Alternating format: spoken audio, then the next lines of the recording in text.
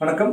நான் டாக்டர் செந்தில் பேசுகிறேன். இன்றைக்கி நம்ம பார்க்க போகிற டாபிக் வந்து டயபெட்டிஸ். அந்த டயபெட்டிஸ்லையும் முக்கியமாக ஸ்ட்ரெஸ்க்கும் டயபெட்டிஸ்க்கும் என்ன ரிலேஷன்ஷிப் இருக்குன்றதை நான் சொல்ல போகிறேன்.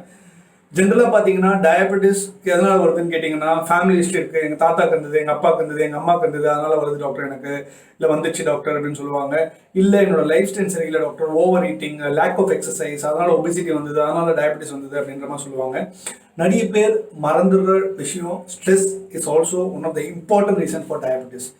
ஸோ ஸ்ட்ரெஸ்னா என்ன, ஸ்ட்ரெஸ்ஸை எப்படி டிஃபைன் பண்ணுறாங்க அப்படின்னு பார்த்தீங்கன்னா, stress is a physical, chemical or emotional factor that creates physical or mental tension that can lead to a formation of a disease அப்படின்னு சொல்கிறாங்க. அப்படின்னா பேசிக்காக என்ன சொல்கிறாங்கன்னா, ஒரு ஃபிசிக்கல் ஃபேக்டரோ இல்லை கெமிக்கல் ஃபேக்டரோ ஒரு எமோஷனல் ஃபேக்டரோ நம்ம உடம்புல, ஃபிசிக்கல்னால் உடம்புல இல்லை மைண்டில் இது ஒரு டென்ஷன் கிரியேட் பண்ணுச்சுன்னா அதனால ஒரு வியாதி உருவாகலாம், இல்லை இருக்கிற வியாதி அதிகமாகலாம் அப்படின்றது தான் அதோட டெஃபினிஷன். ஸோ ஸ்ட்ரெஸ் வந்து எப்படி வருது நீங்கள் சொல்கிறீங்க doctor, stress is one of the reason சொல்கிறீங்க, சயின்டிஃபிக்காக எக்ஸ்பிளைன் பண்ண முடியுமா அப்படின்னா டெஃபினட்டாக எக்ஸ்பிளைன் பண்ண முடியும். ஸ்ட்ரெஸ் பார்த்தீங்கன்னா பேசிக்காக பார்த்தீங்கன்னா நம்ம உடம்புல டயபெட்டிஸ் வந்து it's controlled by 2 groups of hormones. சரிங்களா? ஏ குரூப், பி குரூப்னு வச்சுக்கோங்க. ஏ குரூப்பில் வந்து ஒரே ஒரு பர்சன் தான், அது இன்சுலின். இன்சுலின் என்ன பண்ணுறதுன்னா நம்ம உடம்புல இருக்க குளுக்கோஸ் லெவலை கண்ட்ரோல் பண்ணுறது தான் இன்சுலினோட வேலை. குரூப் பியில் பார்த்தீங்கன்னா there are 5-6 ஹார்மோன்ஸ் ஆக்சுவலாக. ஃபார் எக்ஸாம்பிள் கார்டிசால், அட்ரினலின், நான் அட்ரினலின், குளூகோகன், க்ரோத் ஹார்மோன், இப்படின்னு ஒரு செட் ஆஃப் ஹார்மோன்ஸ் இருக்கும். ஸோ இந்த ஹார்மோன்ஸோட ஃபங்க்ஷன் என்னன்னு பார்த்தீங்கன்னா, it will have an opposing effect to insulin. For example நம்மளுக்கு ஒரு ஸ்ட்ரெஸ் இருக்குது, ஒரு டென்ஷன் ஆகும், ஒரு ஆங்ஷியஸ் ஆகிறோன்னும் போது இந்த குரூப் பியில் இருக்க ஹார்மோன்ஸ் வந்து இன்சுலின் மேலே ஆக்ட் பண்ணுறதுனால நம்மளோட பிளட் சுகர் லெவல் ரைஸ் ஆகும்.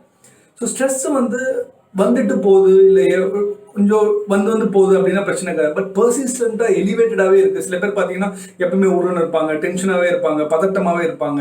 ஸோ அது மாதிரி ஸ்ட்ரெஸ் வந்து எலிவேட்டடாக பர்சிஸ்டண்ட்டாக எப்பவுமே இருந்துட்டு இருக்கு அப்படின்னும் போது என்ன கேட்டிங்கன்னா அவங்களோட பிளட் சுகர் லெவல் இன்க்ரீஸ் ஆகிறதுக்கு சான்சஸ் நிறைய இருக்குது. ஸோ இதுதான் சயின்டிஃபிக் எக்ஸ்பிளனேஷன் ஸ்ட்ரெஸ் வந்து எப்படி சுகர் லெவலை இன்க்ரீஸ் பண்ணுதுன்னு. I will share you story. ஒரு patient around 50 years old female, she came to me. வந்து எனக்கு வந்து சுகர் லெவல் செக் பண்ணும்போது 650 இருந்தது. It was like unbelievable, alarming ரேட்டில் இருந்தது ஆக்சுவலாக. So we gave insulin, medicines எல்லாமே கொடுத்தோம்.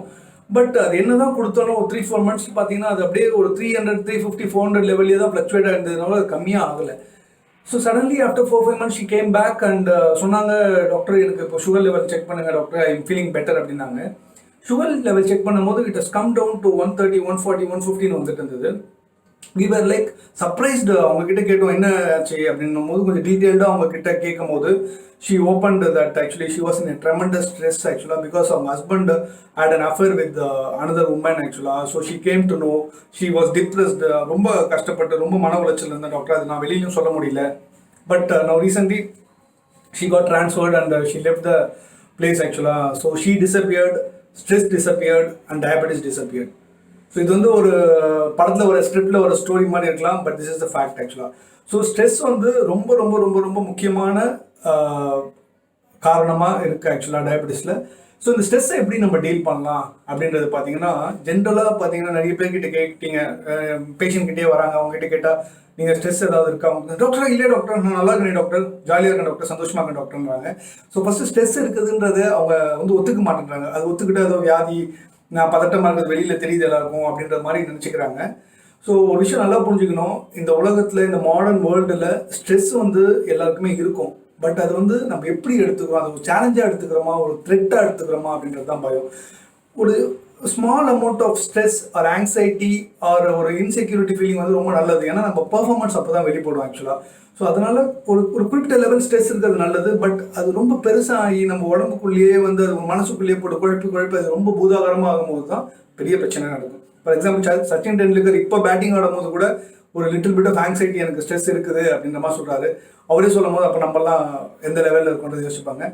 மோஸ்ட் ஆஃப் த டாக்டர்ஸ் பார்த்தீங்கன்னா இப்போ ஒரு பேஷண்ட் போய் அவங்ககிட்ட சொல்கிறாங்க, டாக்டர் எனக்கு ஸ்ட்ரெஸ்ஸாக இருக்குது அப்படின்னு சொன்னாங்கன்னா டக்குன்னு anti depressive, anti anxiety medicines அப்படின்னு டம்ப் பண்ணி கொடுத்துறாங்க. அவங்க ஒரு மாதிரி சைக்காட்ரிக் பேஷண்ட்ஸ் மாதிரி ஆயிடுறாங்க. அது கொஞ்சம் ரொம்ப நாளாக எடுத்தாங்கன்னா அது ரொம்ப டிபெண்டபிலிட்டி ஆகிடுது, அந்த மெடிசன்ஸ் விட்டு வெளியில் வர முடியறது இல்லை. So right way of approaching ஸ்ட்ரெஸ்ன்னு பார்த்தீங்கன்னா மேனேஜ்மெண்ட், ஸ்ட்ரெஸ் மேனேஜ்மெண்ட்.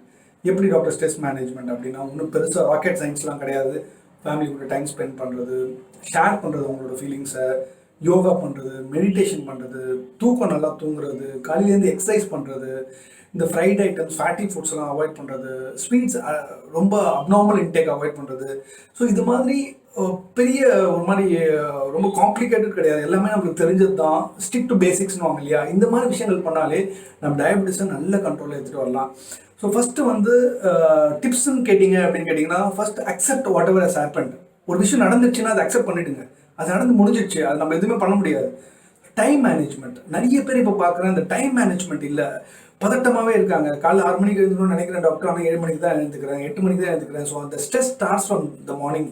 நம்ம எப்போ எழுந்துக்கிறோமோ அது வந்து ஸ்டார்ட் ஆகுது. ஸோ அது வந்து time management is very very very important. அப்புறம் ரெகுலர் எக்ஸசைசஸ், டெய்லி ஒரு 30 மினிட்ஸ் மார்னிங் நடக்கிறது, ஈவினிங் ஒரு 30 மினிட்ஸ் நடக்கிறது கொஞ்சம் ரொட்டீனாக ஆக்கிக்கணும். ஏன்னா நம்ம உடம்புக்கு நம்ம பார்த்துக்காம வேறு யாரும் பார்த்துக்கவே முடியாது. அப்புறம் யோகா கொஞ்சம் பண்ணலாம்.